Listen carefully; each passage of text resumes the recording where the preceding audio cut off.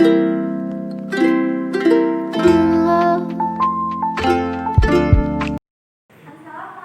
warahmatullahi wabarakatuh. Selamat pagi anak-anak. Bagaimana kabar kalian hari ini? Alhamdulillah. Semoga kita selalu dalam keadaan sehat dan selalu dalam lindungan Tuhan Yang Maha Esa. Oke, sebelum memulai pelajaran hari ini, alangkah baiknya kita mulai dengan berdoa terlebih dahulu ya. Nah, sekarang kita mulai berdoa menurut kepercayaan masing-masing. Berdoa dimulai. Berdoa selesai. Oke, sebelumnya Ibu ingin mengingatkan kalian untuk mengisi absensi online terlebih dahulu ya di e-learning, karena absensi tersebut memiliki poin yang besar jika kalian mengisinya dan juga bisa tepat waktu dalam mengisi absensi tersebut. Oke, hari ini kita akan belajar mengenai struktur dan fungsi jaringan tumbuhan. Nah, Ibu ingin bertanya nih ke kalian, ada yang masih ingat nggak minggu lalu kita belajar mengenai apa ya? Iya, silakan. Oke, pintar. Minggu lalu kita belajar mengenai struktur dan fungsi akar, batang, daun, dan bunga. Nah, sekarang Ibu ingin bertanya nih, ada yang masih ingat nggak organ penyusun tumbuhan itu apa saja? Iya, pintar. Organ penyusun tumbuhan itu ada akar, ada batang, ada daun, dan juga ada organ tambahan lainnya berupa bunga, buah, dan biji. Nah, sekarang coba lihat di sini.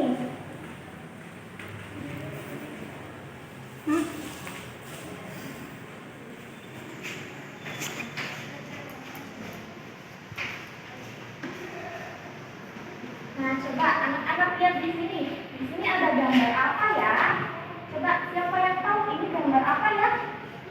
Iya, pintar. Ini adalah gambar jaringan dari organ penyusun tumbuhan. Di sini ada jaringan dari organ daun, batang, dan juga akar.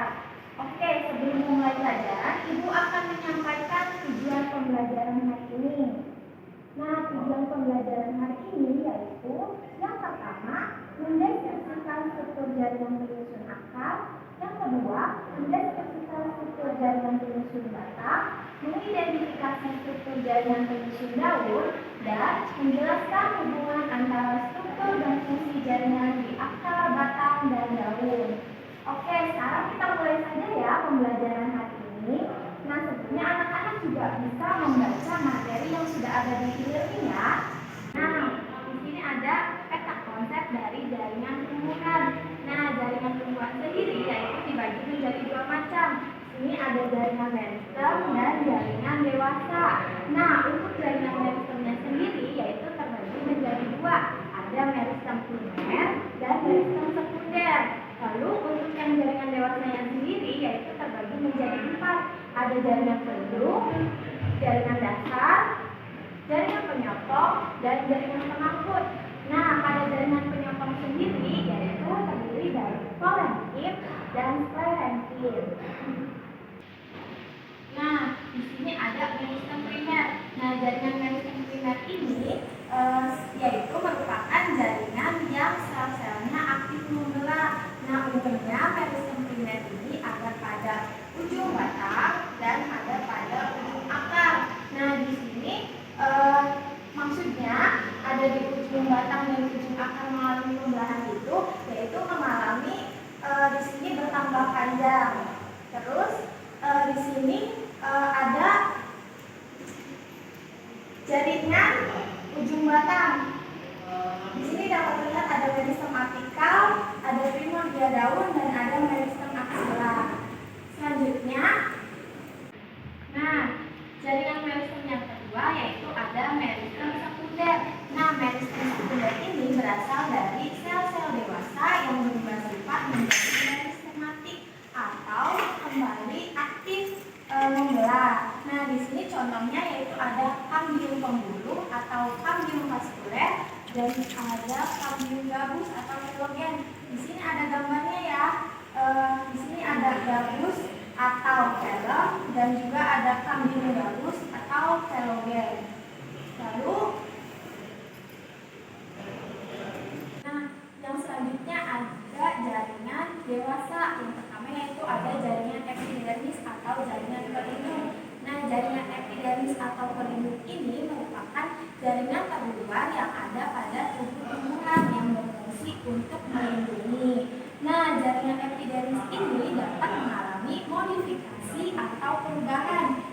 berubah menjadi stomata, trikoma, sel tipas, sel gabus atau litofis. Nah, di sini ada gambar dari jaringan epidermis dan stomata pada tumbuhan Rabiescaler atau Adam Hawa. Nah, di sini kita lihat ya dari gambar epidermis ini dan stomata. Coba kalian bandingkan apa sih bedanya dari gambar epidermis ini dan stomata? Iya pintar. Kalau epidermis ini tidak ada yang sepertinya. Kalau stomata itu di sini terdapat warna hitam. Kalau di sini tidak ada. Nah, kalau yang di sini ini ada gambar modifikasi sisik pada durian. Selanjutnya,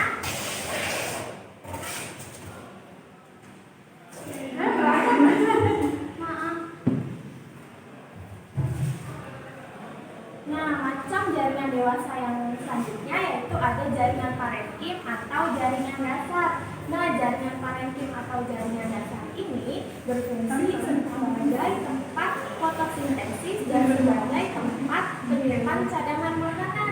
Nah, berdasarkan fungsinya tadi, jaringan parenkim ini terdiri dari beberapa macam, yaitu ada parenkim asimilasi, ada parenkim penimbun, ada parenkim air, dan yang terakhir yaitu ada parenkim pengangkut. Nah, yang pertama yaitu parenkim asimilasi. Parenkim asimilasi ini berfungsi sebagai tempat pembuatan zat-zat makanan. Lalu parenkim penimbun ini berfungsi sebagai tempat cadangan makanan. Dan parenkim air biasanya dijumpai pada tumbuhan yang hidup di daerah kering. Lalu yang terakhir ada parenkim angkut. Nah, parenkim angkut ini biasanya berbentuk memanjang. Selanjutnya yaitu ada jaringan dewasa yang di sini ada gambar jaringan parenkim pada undi kentang. Nah, di sini dapat terlihat ada sel parenkim dan ada butiran amilum. Nah, sama seperti tadi ya, di sini juga dapat dilihat perbedaannya, yaitu pada sel parenkim dan butiran amilum. Kalau butiran amilum di sini terlihat ada berupa berwarna seperti ungu ya. Selanjutnya yaitu ada jaringan penyokong. Nah, jaringan penyokong ini berfungsi sebagai penopang dari tumbuhan atau penopang atau penunjang dari tumbuhan. Nah, di sini jaringan penyokong itu terdiri dari dua macam, yaitu ada kolenkin dan sklerenkin. Nah, kalau kolenkin ini biasanya memanjang dengan penebalan dari satu selulosa, sedangkan sklerenkin biasanya mengalami penebalan zat lignin.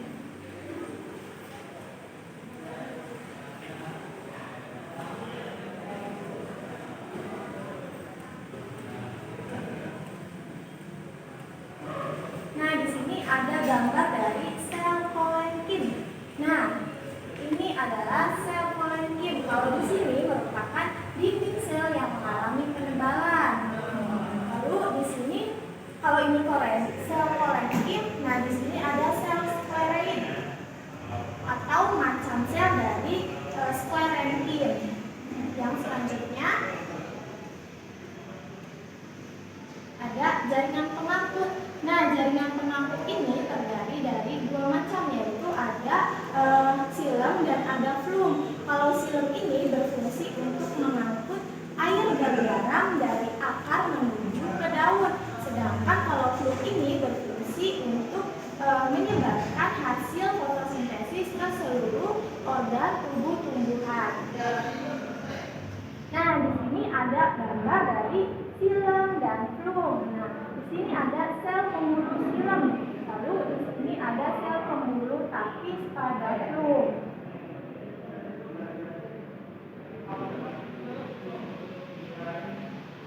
Nah, sekarang kita lanjut yaitu pada struktur dan fungsi jaringan pada akar. Nah, secara anatomi struktur dari akar itu ada 4, yaitu ada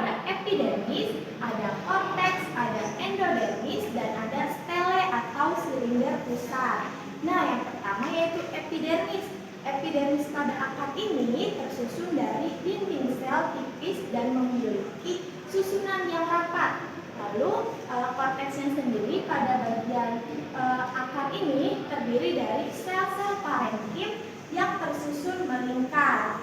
Lalu endodermis, endodermisnya ini mempunyai dinding sel yang tebal dan terdapat zat gabus yang berfungsi sebagai masuk dan keluarnya zat bahan makanan. Lalu ada stele atau silinder pusat, terdiri atas perisikel dan jaringan pengangkut berupa silem dan flum. Nah, di sini ada gambar dari penampang membujur akar. Nah, dari sini kita bisa mengambil irisan dan lalu diamati. Lalu di sini dapat terlihat ada rambut akar. Nih, ada epidermis di bagian luar, ada silinder pusat atau stele, lalu ada korteks. Di sini ada zona diferensiasi, lalu di sini ada zona pemanjangan, ada zona pembelahan. Nah, di sini juga ada meristem apikal dan tubuh akar.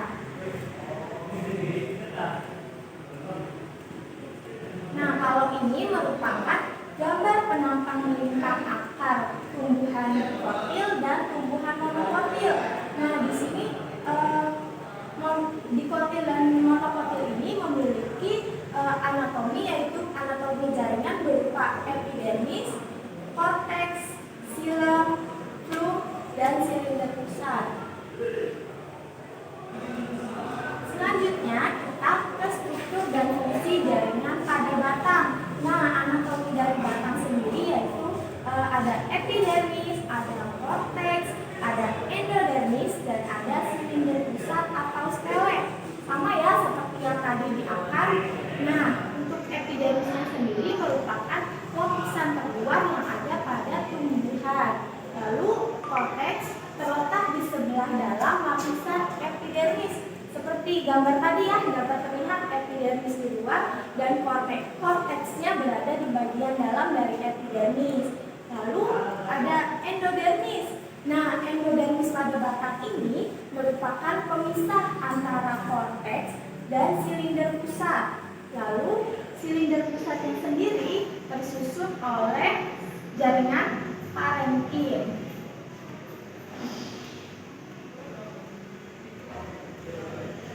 Nah, di sini ada gambar dari penampang melintang batang dikotil dan monokotil.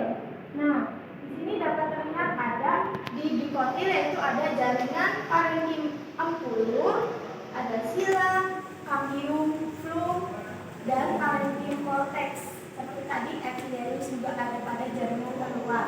Lalu pada batang monokotil yaitu ada jaringan parenkim dan ada juga berkas pengangkut seperti pada dikotil.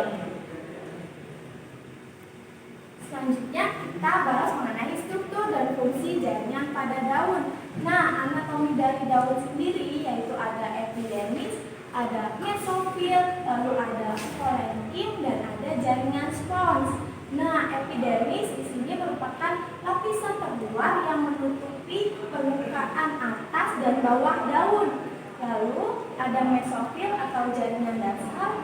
Di sini terletak di antara jaringan antara epidermis atas dan bawah. Lalu ada kolenkim yang merupakan jaringan pengangkut yang terletak di tulang daun dan antara jaringan parenkim di daun. Lalu ada jaringan spons atau pengangkut. Nah, jaringan pengangkut ini pada daun tersusun berdampingan. Lalu di sini ada gambar dari penampang melintang daun. Nah, seperti tadi yang sudah Ibu jelaskan, anatomi dari daun sendiri yaitu ada epidermis, ada mesofil, ada parenkim, dan ada jaringan pengangkut. Nah, di sini ada gambar dari kutikula yang melindungi daun. Lalu di sini ada epidermis atas, di sini ada epidermis bawahnya, lalu ada stomata, mesofil palisade, mesofil bunga karang, dan berkas pengangkut. Lalu di sini juga ada gambar